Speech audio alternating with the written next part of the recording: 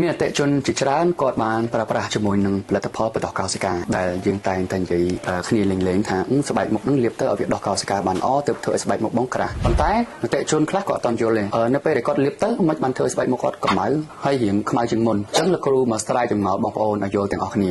នៅពេលដែលបងប្អូនមានបញ្ហាមុខស្ដើងមានន័យថាស្បែករបស់បងប្អូនកំពុងតែខូចហើយកំពុងតែដាច់រលាត់នៅស្រទាប់ខាងលើគេហៅស្រទាប់កេរ៉ាទីនហ្នឹងអញ្ចឹងកាលណាដែលយើងដាច់តបនឹងម្ដងតិចវាធ្វើឲ្យស្ដើងហើយ collagen របស់យើងក្នុងការផលិតហ្នឹងក៏វាធ្លាក់ចុះ elastic របស់យើងហ្នឹងក៏វាធ្លាក់ចុះអញ្ចឹងធ្វើឲ្យស្បែកមុខយើងស្ដើងចាប់ផ្ដើមបាច់សរសៃក្រហមមុខក្រហមហ្នឹងឯងហើយនៅពេលដែលបងប្អូនឡើងនៅបែបនេះបងប្អូនទុកវាយូរបន្តិចត្រូវថ្ងៃខ្លាំងទៀតអត់បានការពារត្រឹមត្រូវបានខ្លាំងទៀតចាប់ផ្ដើមបង្កទៅជាជាប់អញ្ចឹងនៅពេលដែលវាចូលដល់មិចគ្នាមានជាប់ផងសរសៃក្រហមផងហើយបងប្អូនតែប្រើប្រាស់ផលិតផលគឺបងប្អូននឹងជួបអារម្មណ៍មុនគេគឺនៅពេលដែលបងប្អូនលាបទៅបើចង់ព្យាបាលសរសៃក្រហមឬក៏មុខក្រហមបងប្អូននឹងជួបបញ្ហាហៀងកម្ៅអញ្ចឹងនៅពេលដែលបងប្អូនជួបបញ្ហាអស់នេះបងប្អូនកុំបារម្ភដោយសារអីដូចយើងនិយាយចឹងកណាត់មួយដែលក្រាស់គឺយើងមើលអត់ឃើញក្នុងទេប៉ុន្តែកណាត់មួយដែលស្ដើងគឺយើងនឹងមើលទៅឃើញសាច់ហើយស្បែកយើងដូចគ្នានៅកាលណាដែលវាស្ដើងខ្លាំងគឺយើងឃើញសរសៃក្រហមព្រាតនៅខាងក្រោមហ្នឹងអាហ្នឹងគេហៅថាសរសៃនៅក្រោមស្បែកនៅពេលដែលអ្នកដែលគេស្បែកមុខក្រាស់បងប្អូនដែលឃើញសរសៃក្រហមគេអត់សូវមានទេប៉ុន្តែអាចនឹងមានជាប់ក្នុងករណីផ្សេងអញ្ចឹងណាអញ្ចឹងនៅពេលដែលបងប្អូនប្រើប្រាស់ជាមួយនឹងផលិតផលដូចជា Exom Gel នេះនៅពេលដែលបងប្អូនប្រើប្រាស់ទៅរៀងមាន